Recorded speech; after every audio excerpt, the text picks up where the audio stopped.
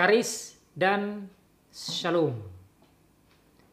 Pembacaan firman Tuhan terambil dari lanjutan bacaan kita dari kitab Kisah Para Rasul. Kita sudah sampai di pasal 6 dan kali ini kita baca dengan pasal ke-7 berhubungan dengan konteksnya khusus tentang kesaksian dari kehidupan Stefanus. The reading of the Word of God is taken from Acts chapter 6 and 7. Beginilah bunyi firman Tuhan. Pada masa itu, ketika jumlah murid makin bertambah, timbullah sungut-sungut di antara orang-orang Yahudi yang berbahasa Yunani terhadap orang-orang Ibrani. Karena pembagian kepada janda-janda mereka diabaikan dalam pelayanan sehari-hari. Berhubung dengan itu, ke-12 rasul itu memanggil semua murid berkumpul dan berkata, "Kami tidak merasa puas karena kami melalaikan firman Allah untuk melayani meja. Karena itu, saudara-saudara, pilihlah 7 orang dari antaramu yang terkenal baik dan yang penuh roh dan hikmat, supaya kami mengangkat mereka untuk tugas itu dan supaya kami sendiri dapat memusatkan pikiran dalam doa dan pelayanan firman." Usul itu diterima baik oleh seluruh jemaat. Lalu mereka memilih Stefanus, seorang yang penuh iman dan Roh Kudus, dan Filipus, Prokorus, Nikanor, Timon, Parmenas, dan Nikolaus, seorang penganut agama Yahudi dari Antioquia. Mereka itu dihadapkan kepada rasul-rasul, lalu rasul-rasul itu pun berdoa dan meletakkan tangan di atas mereka. Firman Allah makin tersebar dan jumlah murid di Yerusalem makin bertambah banyak. Juga sejumlah besar imam menyerahkan diri dan percaya. Dan Stefanus yang penuh dengan karunia dan kuasa mengadakan mujizat-mujizat dan tanda-tanda di antara orang banyak. Tapi tampillah beberapa orang dari jemaat Yahudi yang disebut jemaat orang Libertini. Anggota-anggota jemaat itu adalah orang-orang dari Kirene dan dari Alexandria, bersama dengan beberapa orang Yahudi dari Kilikia dan dari Asia. Orang-orang ini bersoal jawab dengan Stefanus, tetapi mereka tidak sanggup melawan hikmatnya dan roh yang mendorong dia berbicara. Lalu mereka menghasut beberapa orang untuk mengatakan, "Kami telah mendengar dia mengucapkan kata-kata hujat terhadap Musa dan Allah." Dengan jalan demikian, mereka mengadakan suatu gerakan di antara orang banyak, serta tua-tua dan ahli-ahli Taurat. Mereka menyergap Stefanus, menyeretnya dan membawanya ke hadapan mahkamah agama. Lalu mereka memajukan saksi-saksi palsu yang berkata, orang ini terus-menerus mengucapkan perkataan yang menghina tempat kudus ini dan hukum Taurat. Sebab kami telah mendengar dia mengatakan bahwa Yesus orang Nazaret itu akan merubuhkan tempat ini dan mengubah adat istiadat yang diwariskan oleh Musa kepada kita. Semua orang yang duduk dalam sidang mahkamah agama itu menatap Stefanus. Lalu mereka melihat muka Stefanus sama seperti muka seorang malaikat.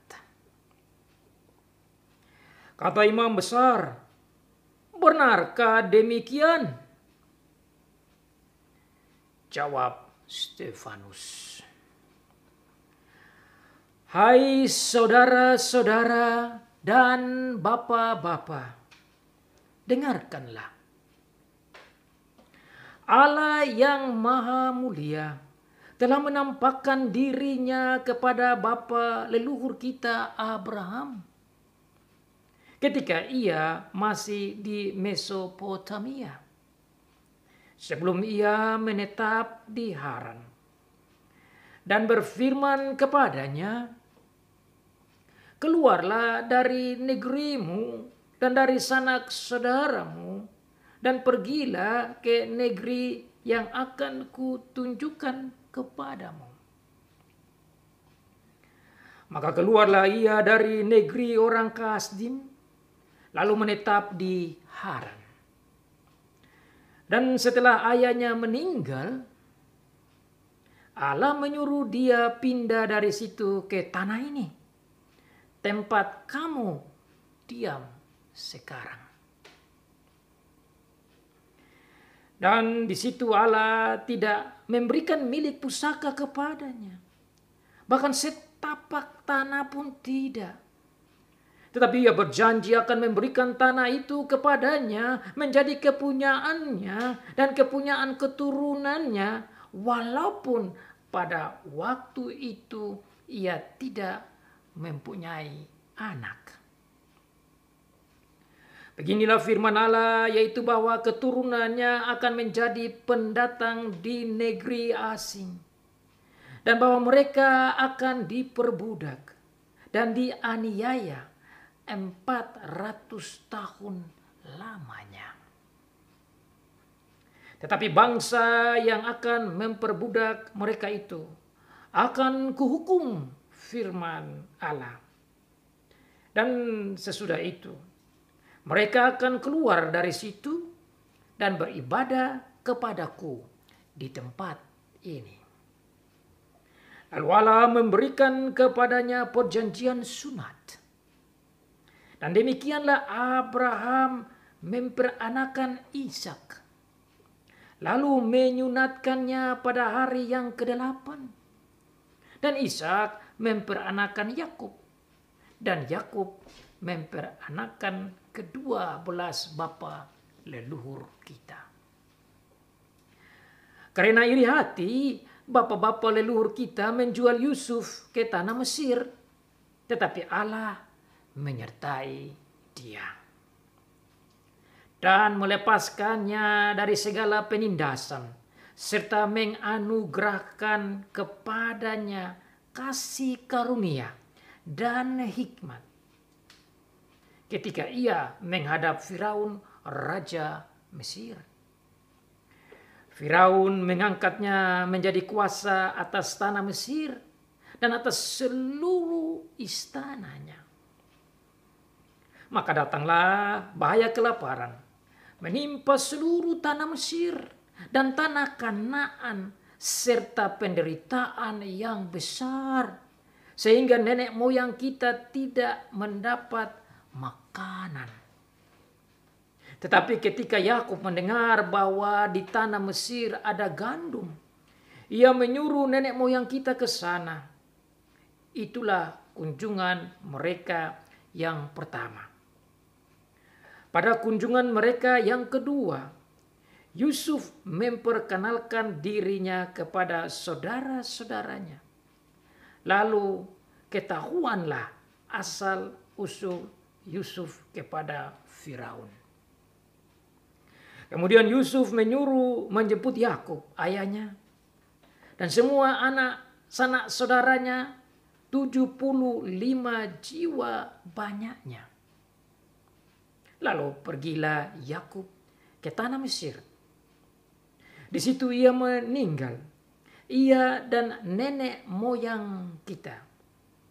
Mayat mereka dipindahkan ke Sikem dan diletakkan di dalam kuburan yang telah dibeli Abraham dengan sejumlah uang perak dan anak-anak dari anak-anak Hemor di Sikem. Tetapi makin dekat genapnya janji yang diberikan Allah kepada Abraham, makin bertambah banyaklah bangsa itu di Mesir. Sampai bangkit seorang raja lain memerintah tanah Mesir, seorang yang tidak mengenal Yusuf. Raja itu mempergunakan tipu daya terhadap bangsa kita dan menganiaya nenek moyang kita, serta menyuruh membuang bayi mereka, supaya bangsa kita itu jangan berkembang. Pada waktu itulah Musa lahir, dan ia elok di mata Allah. 3 bulan lamanya ia diasuh di rumah ayahnya. Lalu ia dibuang, tetapi putri Firaun memungutnya dan menyuruh mengasuhnya seperti anaknya sendiri. Dan Musa dididik dalam segala hikmat orang Mesir, dan ia berkuasa dalam perkataan dan perbuatannya.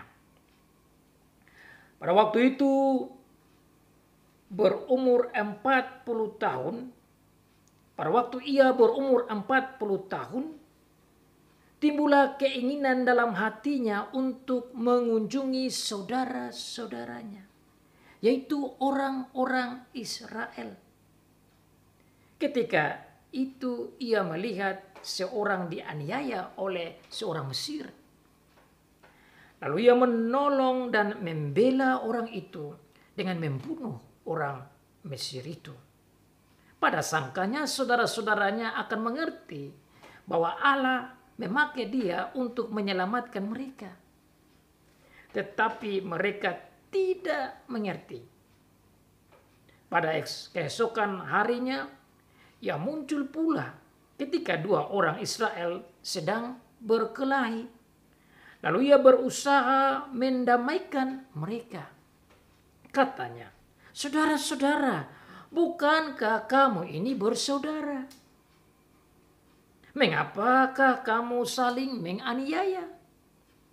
Tetapi orang yang berbuat salah kepada temannya itu menolak Musa dan berkata, "Siapakah yang mengangkat engkau menjadi pemimpin dan hakim atas kami? Apakah engkau bermaksud membunuh aku sama seperti kemarin engkau membunuh orang Mesir itu?" Mendengar perkataan itu, larilah Musa dan hidup sebagai pendatang di tanah Median. Di situ ia memperanakan 2 orang anak laki-laki. Dan sesudah 40 tahun tampaklah kepadanya seorang malaikat di padang gurun Gunung Sinai, di dalam nyala api yang keluar dari semak duri. Musa heran tentang penglihatan itu. Dan ketika ia pergi ke situ untuk melihatnya dari dekat, datanglah suara Tuhan kepadanya. "Akulah Allah nenek moyangmu, Allah Abraham, Ishak, dan Yakub." Maka gemetarlah Musa dan ia tidak berani lagi melihatnya.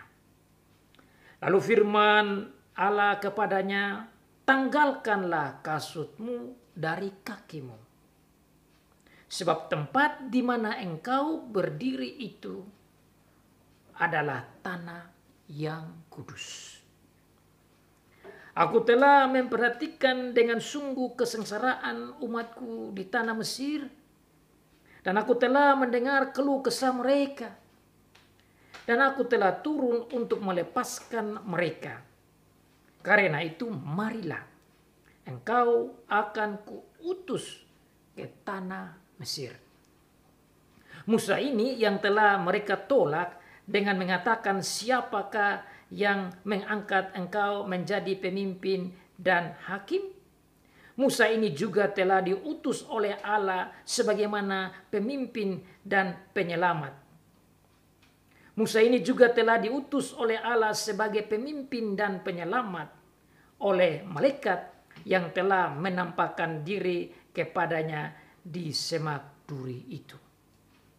Dialah yang membawa mereka keluar dengan mengadakan mujizat-mujizat dan tanda-tanda di tanah Mesir, di Laut Merah, dan di padang gurun 40 tahun lamanya. Musa ini pula lah yang berkata kepada orang Israel, seorang nabi seperti aku ini akan dibangkitkan Allah bagimu dari antara saudara-saudaramu. Musa inilah yang menjadi pengantara dalam sidang jemaah di padang gurun di antara malaikat yang berfirman kepadanya di gunung Sinai dan nenek moyang kita. Dan dialah yang menerima firman-firman yang hidup untuk menyampaikannya kepada kamu. Tetapi nenek moyang kita tidak mau taat kepadanya. Malahan mereka menolaknya. Dalam hati mereka ingin kembali ke tanah Mesir. Kepada Harun mereka berkata, buatlah untuk kami beberapa Allah yang akan berjalan di depan kami. Sebab Musa ini yang telah memimpin kami keluar dari tanah Mesir. Kami tidak tahu apa yang telah terjadi dengan dia. Lalu pada waktu itu mereka membuat sebuah anak lembu dan mempersembahkan persembahan kepada berhala itu. Dan mereka bersuka cita tentang apa yang dibuat sendiri oleh mereka. Maka berparinglah Allah dari mereka dan membiarkan mereka beribadah kepada bala tentara langit seperti yang tertulis dalam kitab nabi-nabi. Apakah engkau mempersembahkan kepadaku korban sembelian dan persembahan selama 40 tahun di padang gurun itu, hai kaum Israel? Tidak pernah, malahan kamu mengusung kemah Molok dan bintang dewa Refan. Patung-patung yang kamu buat itu untuk disembah. Maka aku akan membawa kamu ke dalam pembuangan sampai di seberang sana. Bible. Kemah kesaksian ada pada nenek moyang kita di padang gurun. Seperti yang diperintahkan Allah kepada Musa untuk membuatnya menurut contoh yang telah dilihatnya. Kemah itu yang diterima nenek moyang kita dan yang dengan pimpinan Yosua dibawa masuk ke tanah ini. Yaitu waktu tanah ini direbut dari bangsa-bangsa lain yang dihalau Allah dari depan nenek moyang kita. Demikianlah sampai kepada zaman Daud. Daud telah mendapat kasih karunia di hadapan Allah. Dan ia memohon supaya ia diperkenankan untuk mendirikan suatu tempat kediaman bagi Allah Yakub. Tetapi Salomo lah yang mendirikan sebuah rumah untuk Allah. Tetapi yang maha tinggi tidak diam di dalam apa yang dibuat oleh tangan manusia. Seperti yang dikatakan oleh Nabi. Langit adalah takhtaku dan bumi adalah tumpuan kakiku. Rumah apakah yang akan kamu dirikan bagiku? Demikian firman Tuhan. Tempat apakah yang akan menjadi perhentianku? Bukankah tanganku sendiri yang membuat semuanya ini? Hai orang-orang yang keras kepala dan yang tidak bersunat hati dan telinga. Kamu selalu menantang Roh Kudus, sama seperti nenek moyangmu. Demikian juga kamu. Siapakah dari nabi-nabi yang tidak dianiaya oleh nenek moyangmu? Bahkan mereka membunuh orang-orang yang lebih dahulu memberitakan tentang kedatangan orang benar. Yang sekarang telah kamu khianati dan kamu bunuh. Kamu telah menerima hukum Taurat yang disampaikan oleh malaikat-malaikat. Akan tetapi kamu tidak menurutinya. Ketika anggota-anggota mahkamah agama itu mendengar semuanya itu, sangatlah tertusuk hati mereka. Maka mereka menyambutnya dengan gertakan gigi. Tetapi Stefanus yang penuh dengan Roh Kudus menatap ke langit, lalu melihat kemuliaan Allah dan Yesus berdiri di sebelah kanan Allah. Lalu katanya, sungguh aku melihat langit terbuka dan anak manusia berdiri di sebelah kanan Allah. Maka berteriak-teriaklah mereka dan sambil menutup telinga serentak menyerbu dia. Mereka menyeret dia keluar kota, lalu melemparinya, dan saksi-saksi meletakkan jubah mereka di depan kaki seorang muda yang bernama Saulus. Sedang mereka melemparinya, Stefanus berdoa, katanya, "Ya Tuhan Yesus, terimalah rohku." Sambil berlutut, ia berseru dengan suara nyaring, "Tuhan, janganlah tanggungkan dosa ini kepada mereka." Dan dengan perkataan itu meninggallah ia. Bersaksi sampai mati. Stefanus dengan berani bersaksi tentang Injil Tuhan Yesus sampai mati. Luar biasa. It's amazing. Stephen, so brave to preach, to give the witness about the gospel of our Lord Jesus Christ until he died. Giving the witness about our Lord Jesus Christ until die.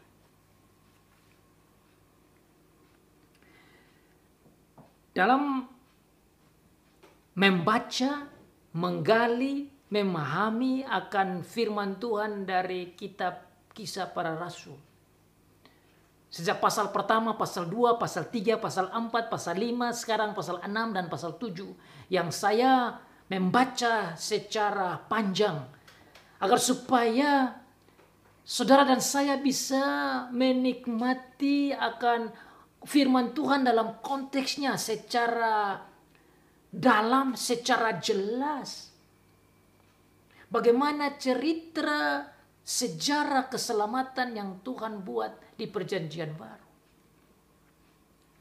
Agar supaya kita mengerti bagaimana cara Tuhan memimpin gereja, bagaimana Injil bertumbuh dan merambat dengan luar biasa di bawah pimpinan Roh Kudus dan firman Tuhan yang fokusnya pada Tuhan Yesus Kristus. Preaching and teaching that focus on Christ. Christ-centered preaching. Christ-centered teaching and witnessing. Dalam setiap pasal demi pasal dari kitab Kisah Para Rasul, saudara dan saya belajar bagaimana setiap pasal membicarakan tentang fokus kesaksian, fokus pengkhotbahan. Fokus kesaksian itu hanya kepada Tuhan Yesus sampai kepada pasal 6 dan pasal 7 ini. Bersama dengan fokus kepada Tuhan Yesus dan fokus kepada Injil, saudara saya juga diberitahukan bagaimana Roh Kudus selalu membimbing hamba-hamba Tuhan. Selalu membimbing pelayan-pelayan, rasul-rasul dan murid-murid Tuhan dalam bersaksi. Dan bersama dengan pemberitaan yang fokus pada Tuhan Yesus itu, yang kita namakan dengan marturia, ada juga koinonia, yang berbicara tentang persekutuan yang indah. Bagaimana kehidupan jemaat Tuhan pada awal yang kita dengar minggu lalu dan minggu sebelumnya. Dan bersama dengan marturia dan koinonia ada juga diakonia, yaitu pelayanan kasih. Dan itulah ciri khas gereja. Gereja yang berpusat pada Tuhan Yesus selalu ada marturia, kesaksian tentang Tuhan Yesus. Gereja yang berpusat pada Tuhan Yesus selalu ada koinonia di dalam Tuhan Yesus atau persekutuan dalam Tuhan Yesus. Gereja yang berpusat pada Tuhan Yesus selalu ada diakonia yang selalu berpusat pada Tuhan Yesus. Itu ya lah yang terjadi dalam pasal 6. Pasal 6 menceritakan sedikit lebih dalam bagaimana pertumbuhan gereja yang dihambat tetapi merambat. Pertumbuhan gereja yang merambat, pertumbuhan penginjilan yang merambat, pertumbuhan pemberitaan yang berpusat pada Yesus yang merambat dan tidak bisa dibendung dan tidak bisa di-stop, yang tidak bisa diberhentikan oleh siapapun atau kuasa apapun. Dan pemberitaan yang berpusat pada Tuhan Yesus ini memberikan dan membuahkan hasil yang luar biasa, sehingga jumlah murid Tuhan Yesus, jumlah pengikut Tuhan Yesus, jumlah orang yang percaya menjadi luar biasa banyaknya.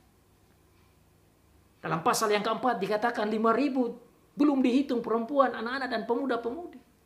Dan dalam pasal ini dinyatakan lagi begitu banyak. Saya bisa mengira-ngira sekitar 10.000-an bahkan lebih dari itu. Dalam ayat selanjutnya dikatakan bahkan imam-imam pun bertobat. Luar biasa pemberitaan Tuhan Yesus tentang Tuhan Yesus, Injil Tuhan Yesus ini menghasilkan orang-orang percaya yang ada di Yerusalem dan yang ada di Yudea itu menjadi percaya pada Tuhan Yesus, menjadi bertobat dan mengikuti Tuhan Yesus, menjadi murid Tuhan Yesus.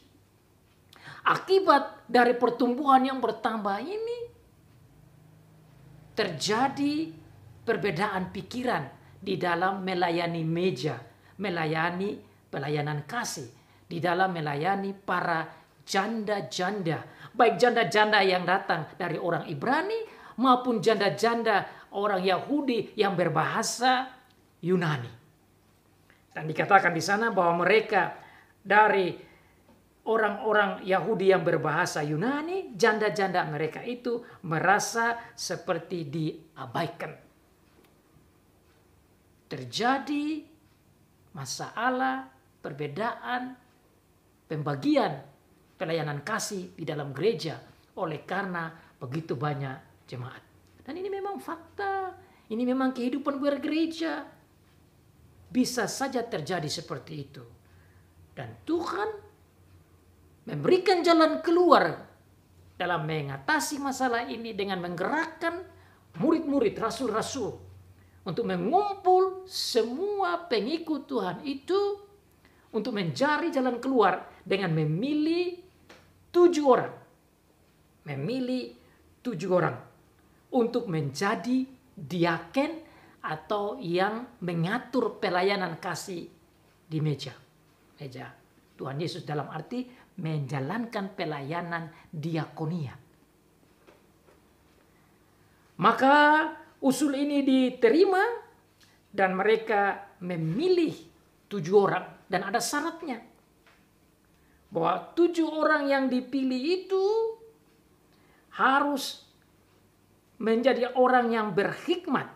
Tidak sembarang orang yang dipilih untuk menjadi diaken atau yang akan menjalankan pelayanan meja ini. Dikatakan di sana bahwa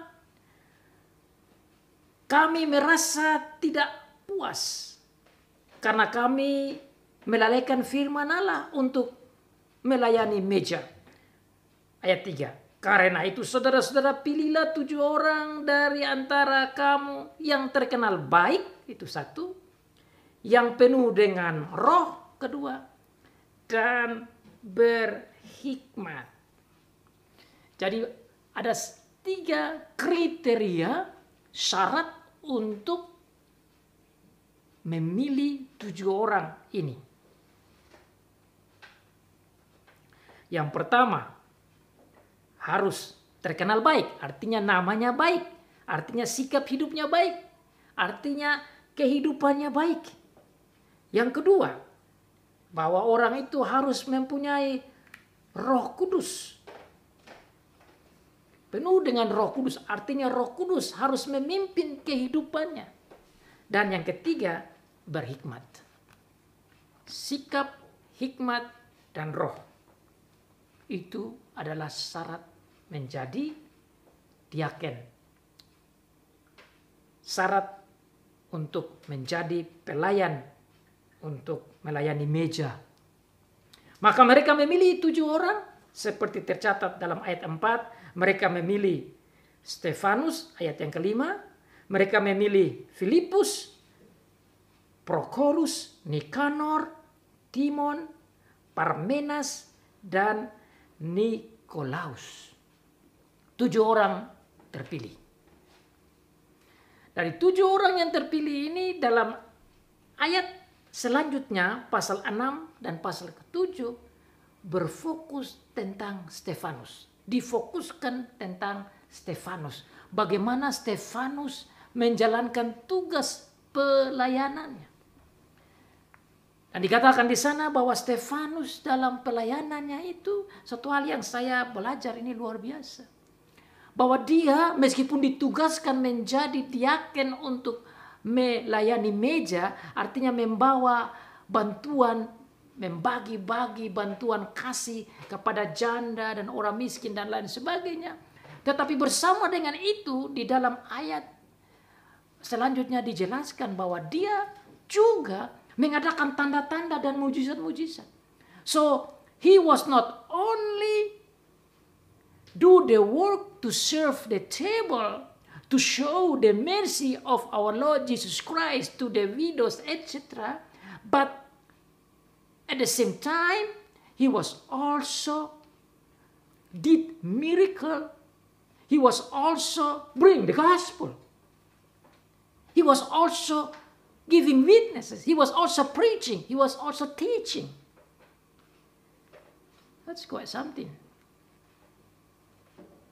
And that's what you can read in the next verses. Itu yang kita bisa belajar dalam ayat-ayat selanjutnya. Bahwa Stefanus ini meskipun tugasnya sebagai diaken yang melayani meja, yang dipilih untuk melaksanakan tugas pelayanan kasih itu, pelayanan kasih Tuhan Yesus kepada para janda-janda, dan juga orang-orang yang membutuhkan pertolongan dari gereja.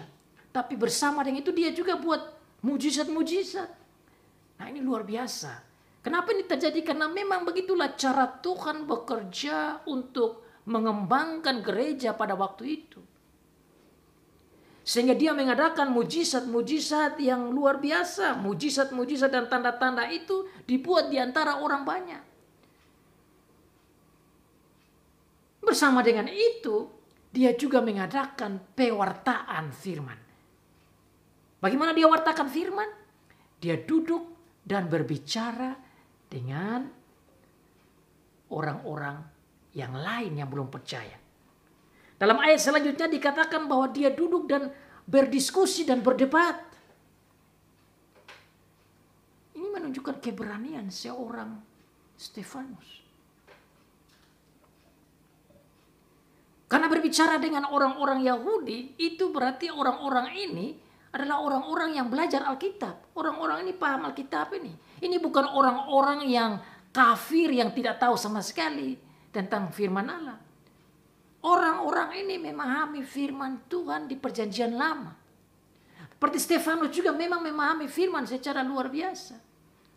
Maka dia berdebat, tetapi bedanya di antara Stefanus dengan orang-orang Yahudi ini, yaitu dia dipimpin oleh Roh Kudus. Maka tatkala dia berdebat, berdiskusi dan bersoal jawab dengan orang-orang Yahudi ini, dikatakan bahwa mereka tidak mampu melawan hikmat Stefanus. Ini kita belajar bagaimana Tuhan memimpin Stefanus untuk menjadi saksi, untuk menjelaskan firman Tuhan dengan baik. Di sini kita belajar juga bahwa untuk belajar firman Tuhan tidak bisa belajar dengan otak. Tidak bisa belajar dengan logika. Tidak cukup hanya tahu saja. Tetapi harus dibimbing dan digembleng dan dituntun oleh Roh Kudus. Itu yang kita pelajari. Orang itu bersoal jawab dengan Stefanus, ayat yang ke-9. Tetapi mereka tidak sanggup melawan hikmatnya. Dan roh yang mendorong dia berbicara. Hikmat dan roh. Ini perlu kita belajar. Menjadi murid Tuhan Yesus itu kita butuh itu. Makanya Alkitab katakan, kalau kamu kekurangan hikmat, berdoa supaya Tuhan memberikan hikmat. Tetapi hikmat saja tidak cukup, kita butuh Roh Kudus. Stefanus diberikan hikmat, tetapi juga Roh Kudus menuntun dia. Ini yang membuat dia ini beda dengan orang-orang Yahudi yang datang dari Kilikia, yang datang dari Kirene, yang datang dari Alexandria, dan yang datang dari Asia. Saya coba melihat di peta. Saudara bisa lihat di bagian belakang dari Alkitab. Saudara masing-masing bisa lihat itu. Tempat-tempat itu juga jelas. Dan saya temukan bahwa orang-orang yang datang dari Kirene itu ternyata jauh juga. Itu di bagian Afrika Utara itu. Di bagian Afrika Utara sudah dekat dengan Maroko. Zaman sekarang itu bagian utara jauh, cukup jauh itu dengan Israel. Alexandria juga itu sudah dekat di atasnya Mesir, itu di bagian Afrika bagian utara, cukup jauh. Kilikia itu sudah di bagian Asia, itu di bagian utara lagi sudah di bagian Asia. Kemudian ya Asia yang disebut di situ. Jadi orang-orang Yahudi ini datang dari berbagai tempat dan berdebat dengan Stefanus. Tetapi karena mereka hanya belajar firman Tuhan dengan otaknya saja, dengan pengetahuannya saja, maka dalam perdebatan itu mereka tidak mampu melawan hikmat dari Stefanus. Kenapa? Karena Roh Kudus ada di dalam Stefanus. Dan ini perlu kita belajar. Kenapa? Supaya kita tahu belajar Alkitab jangan belajar untuk otak saja. Jangan belajar untuk tahu saja. Tapi belajar harus juga dibimbing oleh Roh Kudus untuk percaya apa yang kita belajar. Supaya jangan hanya tahu saja secara logika, tapi percaya. Karena ada orang juga yang menguasai Alkitab secara logika, tetapi dia tidak percaya apa yang dia pelajari. Di sini perbedaannya.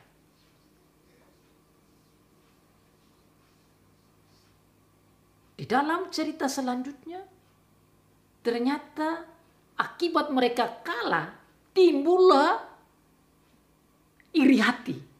Timbullah emosi. Di sini saudara dan saya bisa belajar bahwa kalau orang belajar Alkitab hanya untuk diri, untuk otak, tatkala kalah emosi, tatkala kalah marah. Tapi orang yang dipimpin oleh Roh Kudus, dia bukan berdebat untuk mencari kemenangan. Dia bukan berdebat untuk kemuliaan dirinya. Dia bukan berdebat untuk memuaskan logikanya. Tapi dia berdebat untuk membangun orang. Untuk membawa orang kepada iman pada Tuhan Yesus. Itu ciri khas orang yang dipimpin oleh Roh Kudus dalam belajar firman. So you see the difference of learning the Bible. Different in debating the Bible. When people study the Bible only to fulfill and satisfy the logic, his logic, then when he lost the debating, he became angry and tried to do some bad maneuvering in order to destroy the other partner. But person who love God's word, who is led by the Holy Spirit, when they bring the gospel, when they debate about the word of God, it's not important about themselves, but they think about Jesus. They think about how to bring the other people to know Lord Jesus and to accept him and to believe in him. That's the point and that's the difference. Ini pelajaran penting bagi kita semua, para pengikut Tuhan Yesus. Orang-orang Yahudi ini juga mereka waktu itu berpikir bahwa mereka orang-orang rohani. Karena mereka belajar Alkitab, perjanjian lama waktu itu. Saudara dan saya juga zaman ini, pengikut-pengikut Tuhan Yesus, bisa saja juga kita belajar. Tetapi ada beda yang kita harus belajar dari firman Tuhan ini. Belajar untuk tahu dan belajar untuk berdebat dan mencari nama kita, atau belajar untuk memberitakan firman dan berdebat untuk mencari nama Tuhan Yesus dan membawa orang kepada iman. Nah, itu saya kira penting untuk kita pelajari. Ini penting untuk kita anak muda, ini penting untuk kita orang tua, ini penting untuk kita majelis-majelis gereja, ini penting untuk para penginjil, ini penting untuk para pengkhotbah, ini penting untuk pendeta-pendeta, siapa saja, gembala-gembala. Karena kita bisa saja terjerumus kepada egosentris, pemusatan pada diri. Bahwa kita begitu tahu akan segala sesuatu, bahwa kita pasti harus didengar, bahwa kita memang mengerti semua, dan bahwa orang lain harus mendengar kita.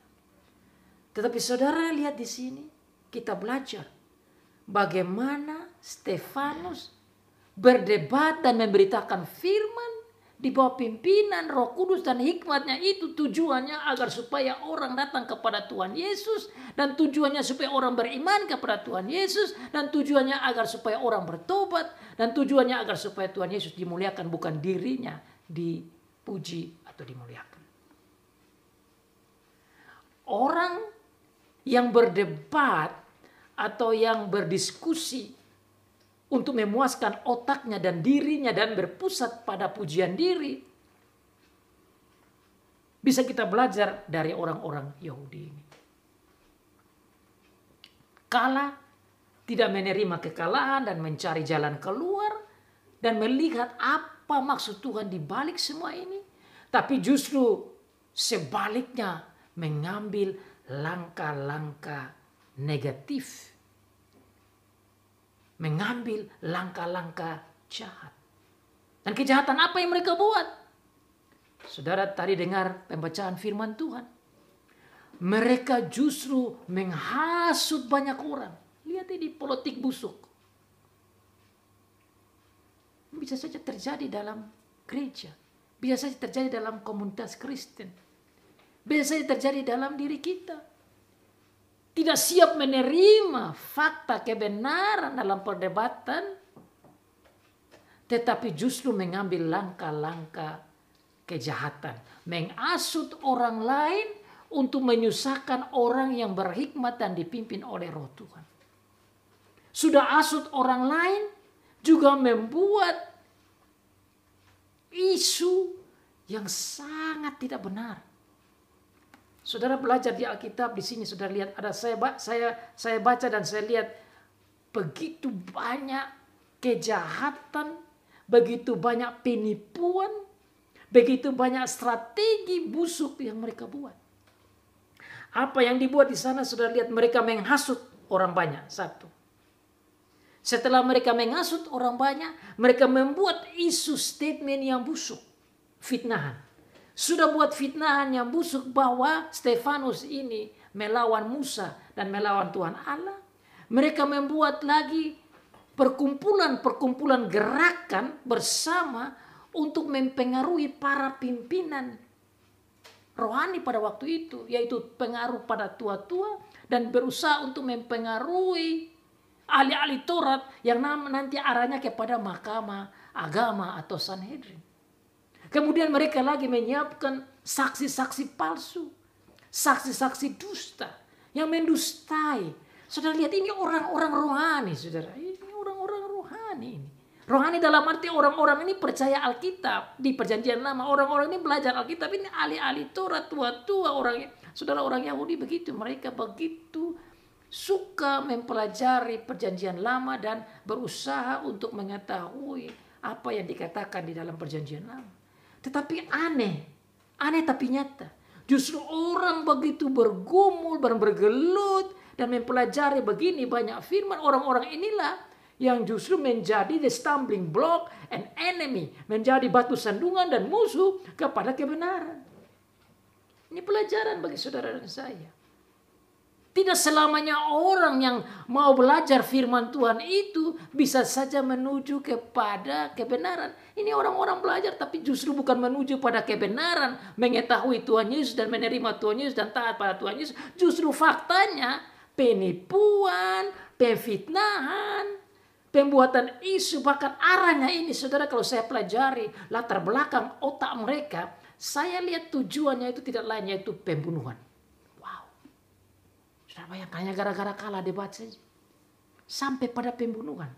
Memang dalam pasal 6 saudara pikir belum ada pembunuhan. Tetapi pasal 7 saudara akan melihat lebih jelas arahnya memang untuk membunuh Stefanus. Saya tatkala baca baik-baik, tatkala mereka katakan isu bahwa Stefanus ini telah menghujat Musa dan Allah. Itu dasarnya itu sudah jelas dalam Imamat pasal yang ke-24. Saudara bisa buka di sana.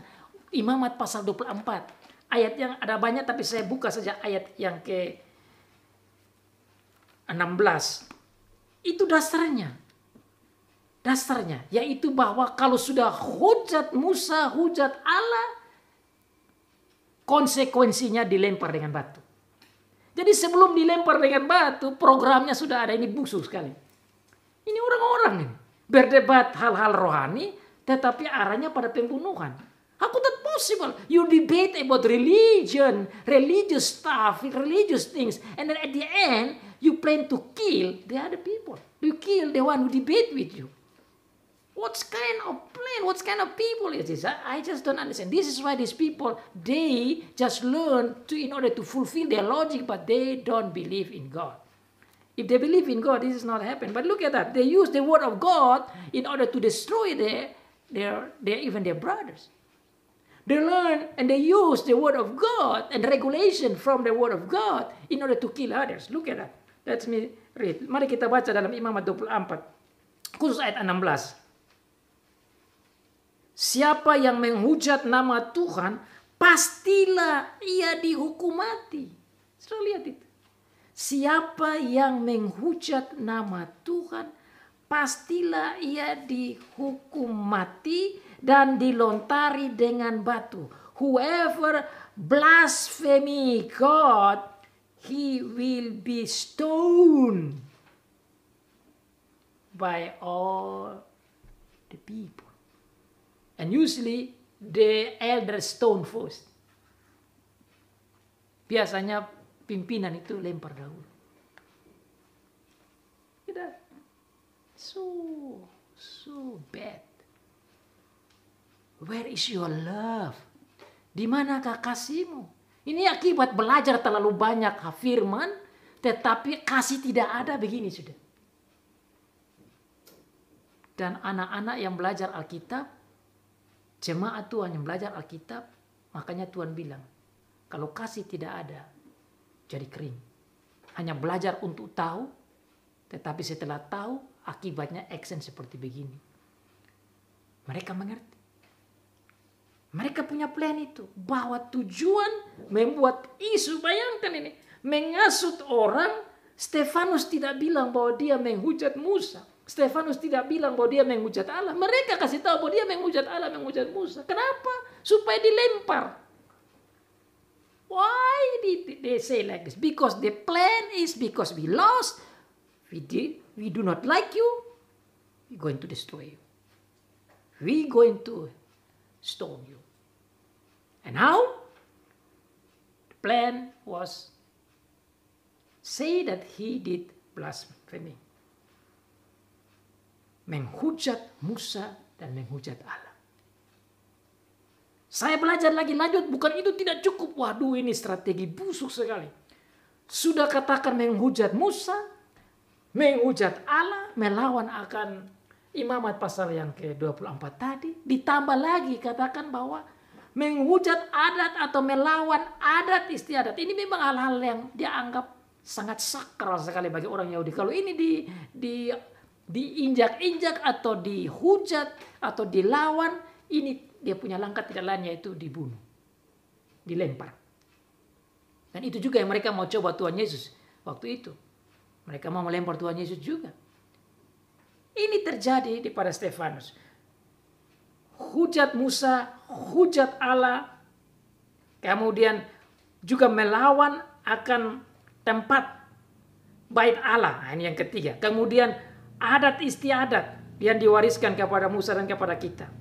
Jadi poin-poin penting ini diangkat ke permukaan supaya mempengaruhi banyak orang, supaya mempengaruhi pimpinan-pimpinan tua-tua, supaya ada dasar keputusan untuk menghukum, yaitu melempari.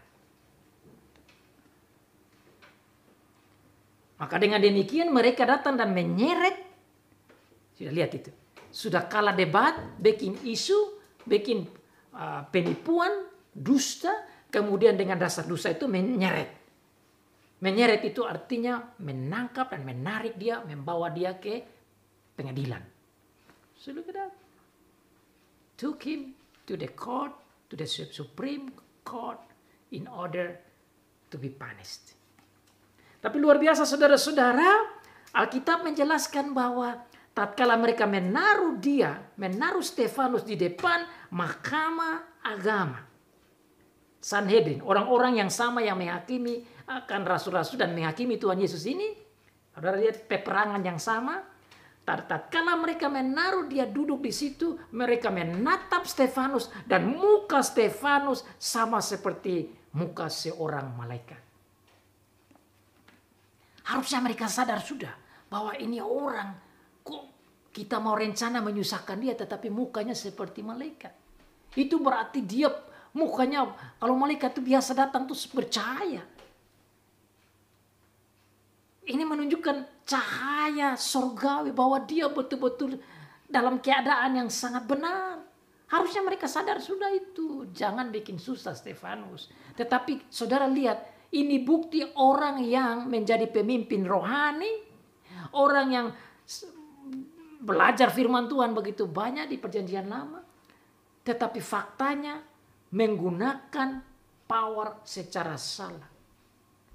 Menggunakan kuasa secara salah, menggunakan logika secara salah, menggunakan action secara tidak alkitabiah, menyusahkan hamba Tuhan. Stefanus yang sudah jelas-jelas benar, bukan saja benar, bahkan mukanya kelihatan seperti malaikat, berarti ini orang benar. Tapi mereka terus dengan strategi dalam rangka menghancurkan dan membunuh Stefanus yang sebenarnya menjadi alat dalam tangan Tuhan. Tapi oleh karena memang aturan begitu, maka mereka harus menanyakan Stefanus lebih dalam. Maka dalam pasal yang ke-7 dikatakan, imam besar katakan, apakah tuduhan-tuduhan itu benar? Benarkah demikian? Maksudnya apa yang mereka bawa ini, dakwaan ini benar tidak Stefanus? Bahwa engkau menghujat Musa, bahwa engkau menghujat Allah, bahwa engkau tidak menghormati akan bait Allah, bahwa engkau melawan adat istiadat kita. Saudara diberikan kesempatan untuk memberikan jawaban. Stefanus diberikan kesempatan untuk membela diri. Maka saudara lihat di sini Stefanus begitu di bawah bimbingan Roh Kudus. Attitude-nya, sikapnya terlihat sekali saudara. Lihat. Jawab Stefanus, hai saudara-saudara dan bapak-bapak. Wow. Ini orang yang dipimpin Roh Kudus begitu sopan, rendah hati. Dia tahu bahwa ini sebentar ini dia akan dibunuh. Dia sudah tahu, dia sudah paham. Kalau orang mengerti, orang Yahudi mengerti. Karena arah tentang penghujatan ini berarti ya dilempar. Dia sudah tahu. Dan Roh Kudus pasti juga menolong dia. Tetapi saudara lihat, karena begitulah cara Tuhan, meskipun sebentar dia akan dibunuh. Kesempatan emas ini dipakai oleh Tuhan dan dipakai oleh Stefanus untuk menyampaikan kebenaran-kebenaran itu. Tujuannya supaya mereka mendengar dan mereka bertobat dan mereka tidak bisa berdalih lagi kalau mereka ditanya kembali tentang pokok ini.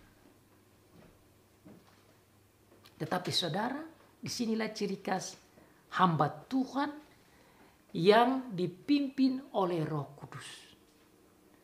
Meskipun dia sudah dipasang di sudut, meskipun dia sudah dituduh, meskipun dia sudah difitnah, tetapi dia tidak melawan mereka dan menganggap enteng mereka, dia justru menghargai mereka. Saudara-saudara dan bapak-bapak. Artinya dia menghargai orang-orang imam-imam yang ada, tua-tua yang ada. Bahkan bapak-bapak itu artinya pimpinan-pimpinan termasuk imam besar ini. Dengarkanlah saya. Please listen to me, brothers and fathers. Allah yang maha mulia. Dia mulai start dengan Allah. Dia mulai menceritakan tentang sejarah keselamatan. Bagaimana bangsa mereka, yaitu bangsa Israel ini, dituntun dan dibimbing oleh Tuhan. Mulai dari Abraham. Waktu Abraham ada di Ul-Kasdim, di Haran, datang ke Israel. Kemudian dipimpin oleh Tuhan dan pergi ke Mesir. Kemudian dari Abraham diberikanlah itu tanda sunat itu. Apa dia sebut ini? Ini dia mau kasih tahu kepada mereka bahwa saya ini mengerti sejarah. Saya tahu sejarah keselamatan ini. Saya hargai itu. Saya hormati itu. Saya hormati bapak-bapak kita. Saya hormati Musa. Saya hormati Abraham. Saya hormati itu adat istiadat termasuk sunat itu. Saya hormati tentang kita punya tempat ibadah yaitu kemah kesaksian. Bait suci. Saya mengerti semua itu. Jadi saudara lihat di dalam pembelaannya Stefanus mengangkat seluruh poin-poin sejarah keselamatan dan menjawab tuduhan-tuduhan mereka itu secara terperinci. Dan itu kebenaran yang dia angkat. He defended himself by giving all the truth about the salvation history that God has made from Abraham. He acknowledged and respected and honored Moses and God and the tabernacle or temple of God and also their tradition, because he also mentioned about circumcision.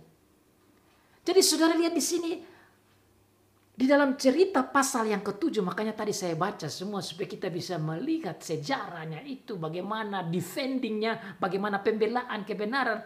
Stefanus begitu luar biasa, begitu berhikmat, begitu dipimpin oleh Roh Kudus untuk menyatakan kebenaran bahwa dia tidak bersalah, bahwa tuduhan-tuduhan itu hanya omong kosong belaka dan tuduhan itu ada penipuan saja. Dan sebenarnya mereka itu sadar, harusnya mereka sadar bahwa mereka telah melakukan kejahatan terhadap Stefanus. Stefanus menyebutkan Abraham, dari Abraham dia menyebutkan nama Ishak, dari Ishak disebut Yakub, dari Yakub disebut Yusuf, Yusuf dia berbicara kepada Mesir, dia Mesir dibicara tentang Musa, dan Musa karena mereka katakan bahwa dia menghujat Musa, saya lihat di sini ada begitu banyak ayat yang disebut tentang Musa. Dari ayat yang ke-20, sudah lihat. Itu bicara terus tentang Musa, dengan bagaimana Musa dipelihara oleh putri Firaun, kemudian Musa berjalan ke Midian, kemudian Musa memimpin mereka, dan semua cerita tentang pimpinan Musa itu disebutkan dalam rangka menghargai dan menghormati Musa, bahwa dia tidak menghujat Musa. Itu kebenaran dan harusnya mereka terima itu. Jadi karena mereka menuduh bahwa Stefanus menghujat Musa, maka Roh Kudus menolong Stefanus untuk berbicara panjang lebar tentang Musa, mulai dari ayat 20 sampai kepada ayat 44. Banyak sekali dia bicara tentang Musa. Dia hanya mau menunjukkan betapa dia menghormati Musa sebagai pimpinan, sebagai sesepuh, sebagai patriot, sebagai Bapa leluhur yang dihormati. Dan ini poin-poin yang dia bicara dari ayat 20 sampai dengan ayat yang ke-44. Ini berbicara tentang bagaimana dia begitu menunjukkan bahwa dia tidak menghujat Musa sama sekali. Dengan mengatakan bahwa dia menghargai Musa, maka juga apa yang Musa katakan, firman-firman Tuhan yang Allah katakan, dia juga hormati. Maka sebenarnya dia juga tidak menghujat Allah. Maka dakwaan yang kedua itu juga ditolak bahwa itu salah. Mereka tidak mendakwa dia secara baik. Ini adalah penipuan saja. Maka ayat yang selanjutnya, ayat ke-44 sampai 45, dia masuk kepada poin tentang kemah kesaksian. Kemah kesaksian yang ada pada nenek moyang kita di padang gurun, seperti diperintahkan Allah kepada Musa untuk membuatnya menurut contoh yang telah dilihatnya. Kemah itu yang diterima nenek moyang kita dan yang dengan pimpinan Yosua dibawa masuk ke tanah ini. Jadi dakwaan ketiga tentang kemah kesaksian yang dikatakan bahwa itu juga tidak diakui dan tidak dihormati, sekarang dia nyatakan bahwa saya juga akui itu. Bahwa kemah kesaksian itu yang diatur oleh Tuhan dan diberikan oleh Tuhan lewat Musa. Kemudian Musa memberikan kepada Yosua. Kemudian Yosua membawa ke tanah perjanjian yang ada di Israel. Itu sebagai satu yang benar dan diakui. Dan dari situ kemah kesaksian dia berbicara tentang bagaimana bait Allah dibangun oleh Salomo. Bait Allah yang dibangun oleh Salomo, yang saat itu mereka lihat,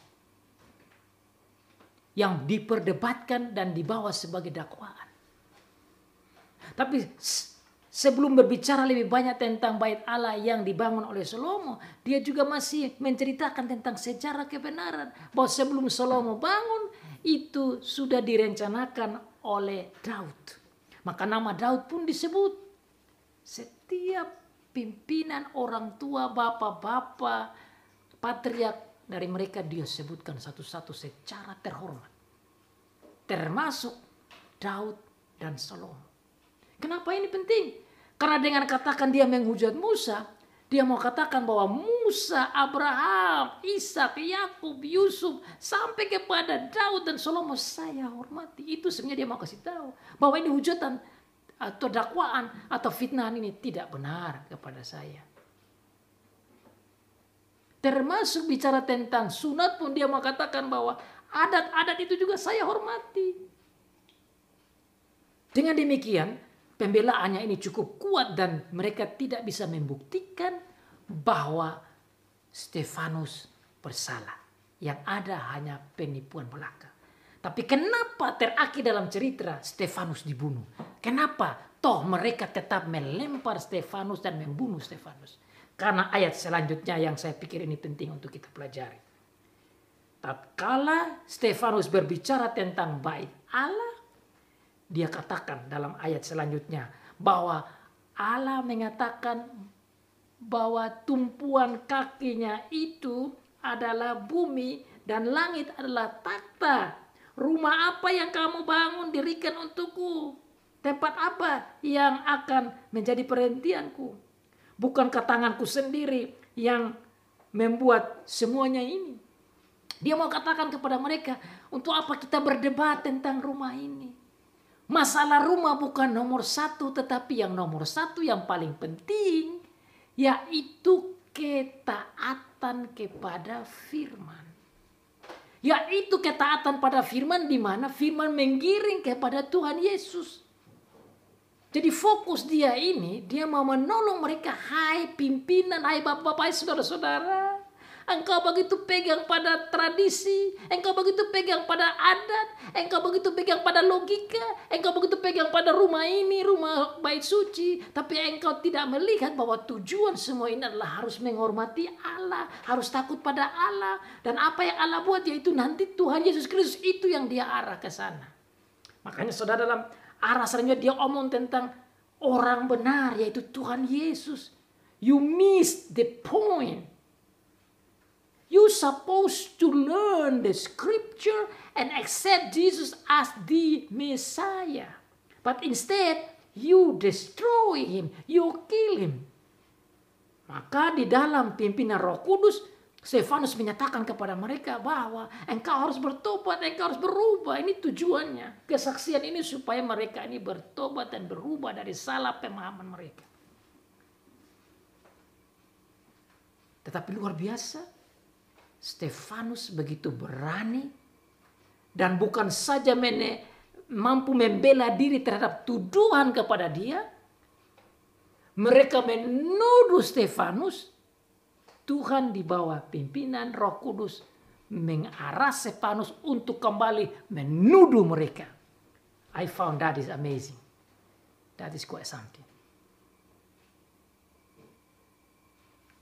Dituduh, tetapi setelah membebaskan, membela diri dari tuduhan, menuduh kembali. Dan ini Tuhan pakai Stefanus.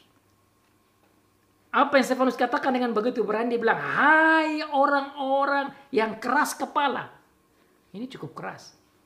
Keras kepala, tidak bersunat hati, tidak bersunat telinga, menantang Roh Kudus, membunuh nabi-nabi, membunuh orang yang berbicara tentang kedatangan Tuhan Yesus, membunuh Tuhan Yesus, dan bahkan tidak taat pada hukum Taurat. Ini terlalu tajam, saudara. Ini tajam, ini tuduhan balik yang so sharp statement.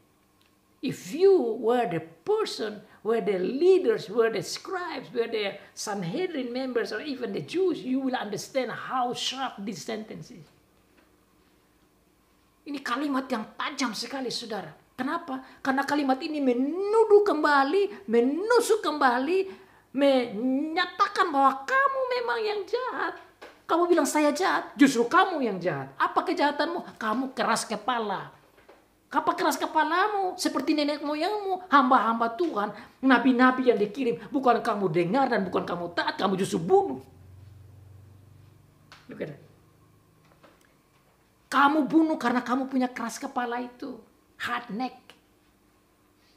Kamu bunuh bukan saja kepala kerasmu itu, keras tengkukmu itu, tapi juga kamu bunuh karena kamu punya telinga itu tebal.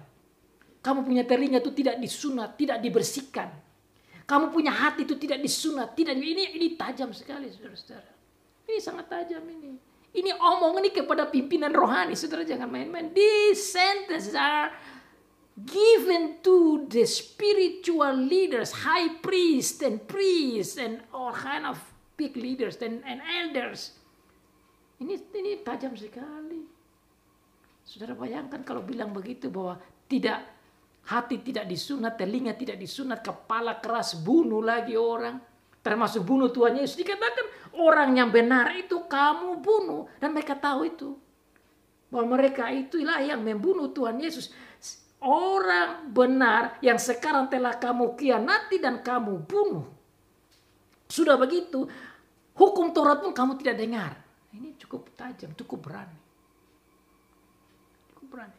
Dan saya pelajari, saya ingin tahu bagaimana reaksi orang ini. Dalam bahasa Indonesia ini tidak terlalu dalam, tapi saya pelajari bahasa aslinya itu dan saya temukan, wow, cukup sakit hati. Ketika anggota-anggota mahkamah agama itu mendengar semuanya, itu sangatlah tertusuk hati mereka. Itu dalam bahasa Indonesia. Hati mereka tertusuk.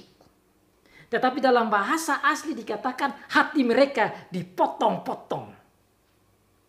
Itu yang bagi saya itu dalam sekali. Their hearts were being cut.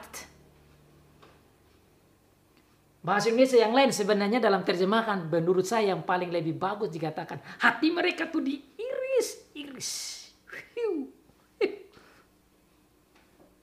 Can you imagine that? So if you hear, if your heart being pierced, ditusuk, itu tidak terlalu sedalam kalau diiris-iris. Coba bayangkan. You can imagine that. Itu kata-katanya itu menurut saya itu sangat dalam. Tatkala dikatakan hati mereka dipotong-potong. Jadi dia mulai bicara, kamu kepala keras. Kamu punya telinga tidak disunat. Potong lagi. Kamu punya hati tidak disunat. Kamu membunuh. Kamu membunuh. Kamu membunuh. Kamu tidak dengar. Waduh. It's really hurt.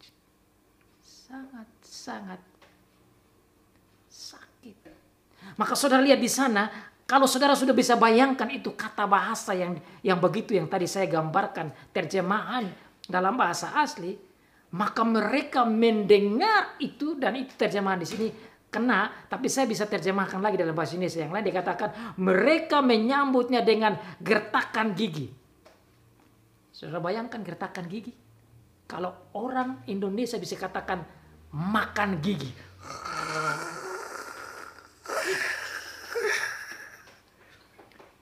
Ini hati terpotong-potong keluar di mulut. Gertakan gigi. Nah, ini ungkapan emosional yang luar biasa. This is such a strong emotional expression. I am going to kill you. Saudara bacanya ayat ini, gambarannya sangat luar biasa. Ini drama pembunuhan Stefanus ini sangat luar biasa. Kenapa? Karena mereka mendengar kebenaran. Dan ini luar biasa, Tuhan pakai Stefanus untuk nyatakan kebenaran supaya mereka tahu itu. Tapi justru mereka tidak bertobat, sebaliknya mereka begitu jengkel. Mereka menggertakkan gigi mereka. Ayat yang ke-57, setelah mereka menggertakkan gigi, hati uras-uras, gertakan gigi. 57, mereka berteriak. Mereka berteriak sambil menutup telinga. Ayat 57, saudara tidak bisa paham kalau saudara tidak baca bahasa asli. Saya baca lagi bahasa asli, saya ingin tahu. I just want to know how these people reacted when they heard this testimony and statement of Stefanus. I just want to know how was that. And you know what? It's not gnashing the teeth. And it was not angry. But it was also cry out. Bahasa asli saudara dia bilang di sini berteriak-teriak. Tapi berteriak-teriak dalam bahasa asli dibilang megale. Itu artinya teriak dengan suara yang besar. Berteriak. Ini orang tidak bisa kontrol diri lagi. Kalau saya lihat mereka tidak ini emosi yang bukan sudah makan gigi, sudah teriris-iris, maka berteriak. Sudah berteriak lagi Saudara lihat di sini berteriaknya apa? Bukan berteriak dengan biasa. Hancurkan dia! Ini tutup telinga, saudara. Tutup telinga ini. Kalau bahasa Alkitabnya itu dibilang lempar. Jadi bilang, lempar saja. Ini ungkapan yang saya mau sampaikan supaya saudara-saudara bisa belajar bagaimana ini orang-orang ini terlalu luar biasa. Jadi memang saya yakin juga waktu mereka lempar Stefanus itu, pasti mereka lempar juga dengan emosi yang berkobar-kobar. Very emotional expression, but they might be also hitting Stefanus crazily. Because look at that. Look at the stories. And if you compare with the original sentence, it's really, really angry. Cry out loudly, close the ears, and they took him and they dragged him out. I just can imagine they might drag him harshly. They might drag him emotionally. You can imagine from this text how angry these people were. So that's why you see there, they dragged him out of the city and they stoned him. Mereka menyeret dia keluar kota lalu melemparinya. Saudara, saya sudah bilang tadi, tujuan tidak lain pembunuhan. Tujuan tidak lain penghabisan hidup. Tujuan tidak lain melempar orang ini. Dan ini sudah terlalu kelewat. Saudara bayangkan ini pimpinan-pimpinan. Kata-kata ini saudara kalau kita baca tanpa mendalami betapa dalamnya emosional yang ada, saudara tidak bisa imagine, memahami lebih dalam bagaimana ngerinya amarah mereka. Amarah pimpinan-pimpinan ini. Orang-orang ini memang sombong.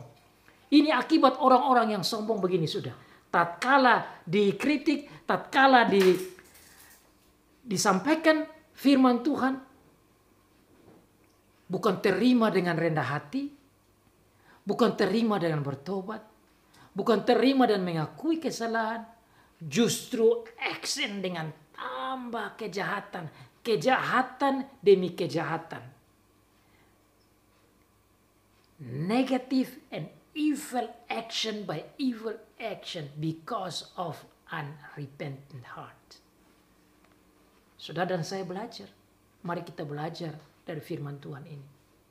Bagaimana bahayanya kalau kita hanya mau memahami firman tapi tidak paham dengan kasih dan dengan pimpinan Roh Kudus dan mencari kebenaran yang sebenarnya. Tetapi lebih daripada itu saudara, saya lihat bagaimana Tuhan menuntun Stefanus. Stefanus meskipun dia melihat emosi, amarah, gertakan gigi dan teriakan segala macam dari orang ini. Ayat 55 katakan, tetapi Stefanus penuh dengan Roh Kudus menatap ke langit lalu melihat kemuliaan Allah dan Yesus berdiri di sebelah kanan Allah. Ayat 56 lalu katanya, sungguh aku melihat langit terbuka dan anak Allah berdiri di sebelah kanan Allah. Saudara, saya mau bandingkan ekspresi emosional dari para orang-orang jahat ini dengan ekspresi emosional orang yang benar, yaitu Stefanus yang dipimpin Tuhan. Di pihak lain saudara melihat hati yang teriris, gigi yang dibuat seperti makan gigi dan gertakan gigi yang keras atau gnashing the teeth, dan suara yang keras dan keinginan pembunuhan. Tetapi di pihak lain saudara lihat Stefanus.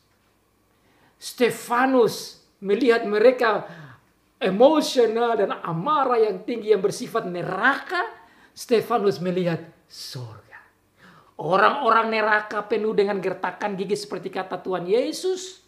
Emosi, amarah, pembunuhan, kejahatan, itulah ciri khas kehidupan neraka.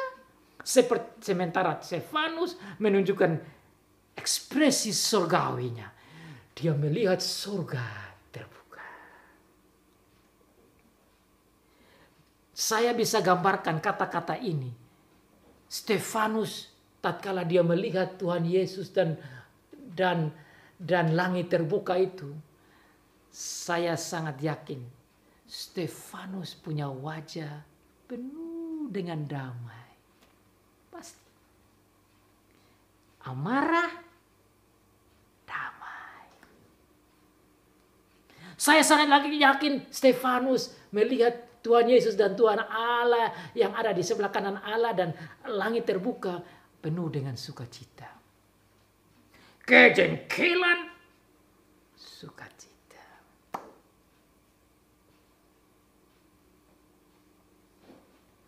Saya melihat orang-orang ini rencana untuk pembunuhan dan kematian. Stefanus melihat kehidupan. Maka saudara, disitulah ciri khas orang-orang surgawi. Menghadapi maut pun, menghadapi aniaya pun, mengamati pembunuhan sekalipun, mereka bersukacita. Mereka penuh dengan damai. Mereka melihat kehidupan. Maka akibatnya saudara lihat dalam ayat selanjutnya. Stefanus tidak balas jahat dengan jahat. Stefanus did not pay bad with bad, evil with evil. Instead, just like our Lord Jesus Christ, he prayed for them.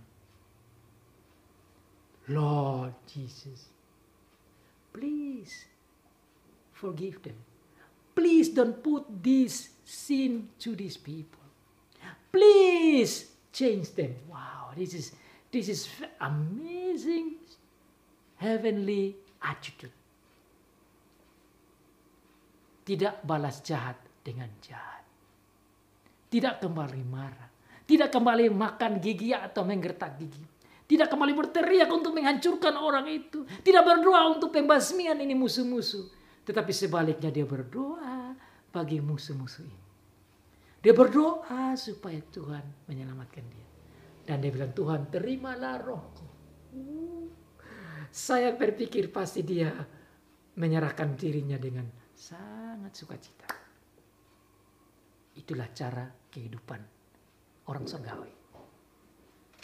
Bersaksi sampai mati dengan berani dan bersukacita. Saudara dan saya juga dipanggil belajar dan mari kita buat demikian. Amin.